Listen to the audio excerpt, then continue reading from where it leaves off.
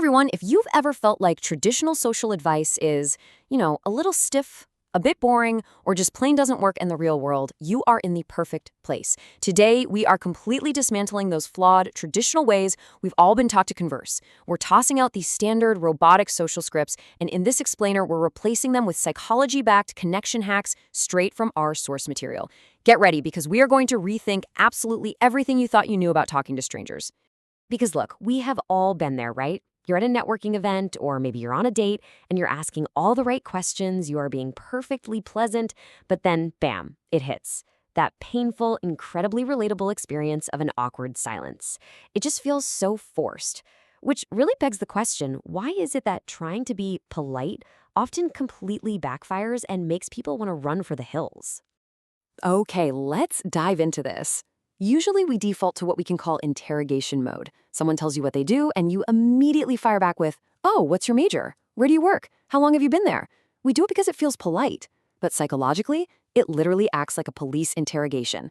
It triggers massive anxiety and puts the listener totally on edge. To fix this, you absolutely have to switch over to connection mode. This means offering your own emotional commentary before you ask that next question. And it is the ultimate key to escaping this trap. Let me walk you through the exact structural bypass you can use to escape this terrible interview trap. It's really simple. Step 1, just listen to their occupation or whatever their answer is. Step 2, and this is the absolute magic piece, you add your own emotional commentary or personal feelings to what they just said. And then step 3, you ask a deeper follow-up question. Look, by sharing your own feelings first, you instantly deepen that emotional connection. Why? Because it proves you're actually engaged as a human being, not just reading off some mental checklist. Let's put this into practice.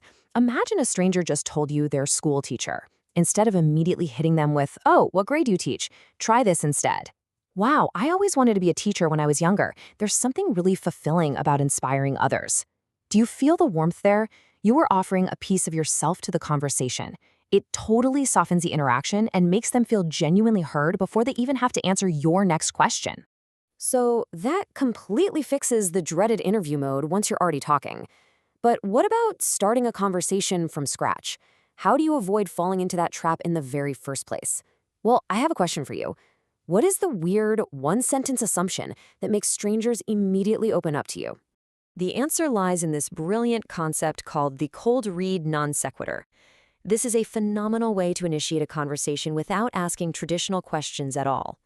Actually, scratch that. It's more like, instead of asking someone about themselves, you rely on a playful assumption. It completely flips the script on standard small talk. For example, imagine you walk up to someone at a party or a bar, and you simply state, "You look like you come from a big family." And this brilliantly illustrates how dropping the specific non sequitur instantly bypasses their social guards. You aren't interrogating them, you're just making a fun observation. Let's break down exactly why this one-sentence assumption works so incredibly well. First off, it creates an immediate surge of curiosity in the listener. Their very first thought is going to be, "Wait, why do you think that?" Second, it forces them to naturally correct or confirm your statement. So whether they say, "Yeah, I have 4 brothers," or "No way, I'm actually an only child," they are voluntarily offering up personal details about their life. And above all, it completely avoids that stiff interview mode we just talked about. All right, so now that you've got them talking, how do you rapidly accelerate that bond? If you want to overcome networking anxiety, you need to know how to build deep psychological trust and do it quickly. So how do you trick a stranger's brain into thinking they've actually known you for years? The counterintuitive solution is right here. Share a slightly embarrassing personal secret. Now, don't panic. It doesn't have to be your darkest, most terrifying fear. As our source material points out, it could be something as wonderfully quirky as admitting you have 11 toes. But why exactly does giving up a little secret make them trust you so fast? It all comes down to bypassing our evolutionary hardware. See, we have this deeply wired survival instinct, often called stranger danger, that causes us humans to be highly wary and suspicious of new people. Naturally, when we meet someone for the first time, our guards are all the way up. Our brains are essentially hardwired to scan for threats and look for any reason not to trust the person standing right in front of us. So, the crucial point is how we short circuit that survival instinct. Step 1, you show trust first by sharing your slightly embarrassing secret. Step 2, their brain immediately recognizes that vulnerability. And step 3, they subconsciously reciprocate that trust to keep the social interaction balanced. Psychologically speaking, we like and trust people who trust us first. By handing them a secret, you are essentially forcing their brain to lower its guard and trust you back.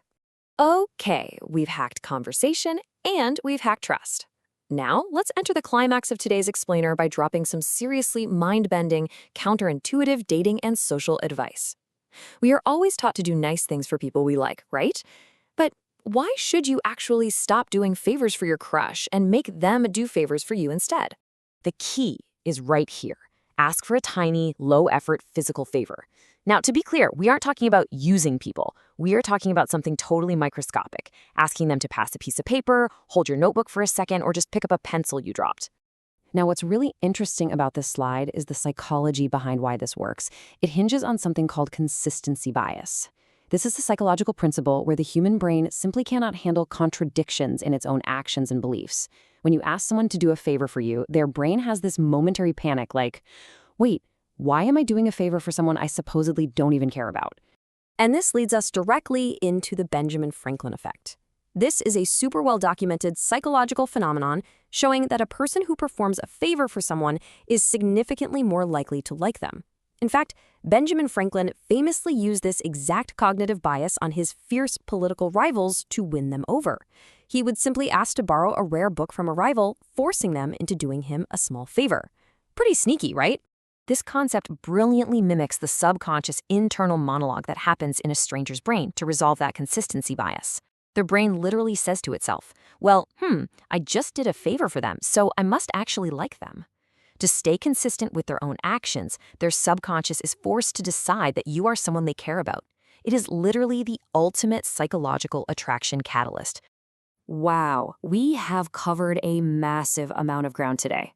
You now know how to kill the interview trap by adding emotional commentary, how to drop a cold read non sequitur to spark instant curiosity, how to bypass the stranger danger instinct with a quirky secret, and how to trigger the Benjamin Franklin effect with a microscopic favor. So, I'll leave you with this. Are you ready to stop interviewing the people you meet and start hacking human connection? Next time you're out, I challenge you to apply just one of these frameworks. Test out your new conversational tools and just watch how quickly the dynamic changes. Keep learning, keep exploring, and keep connecting.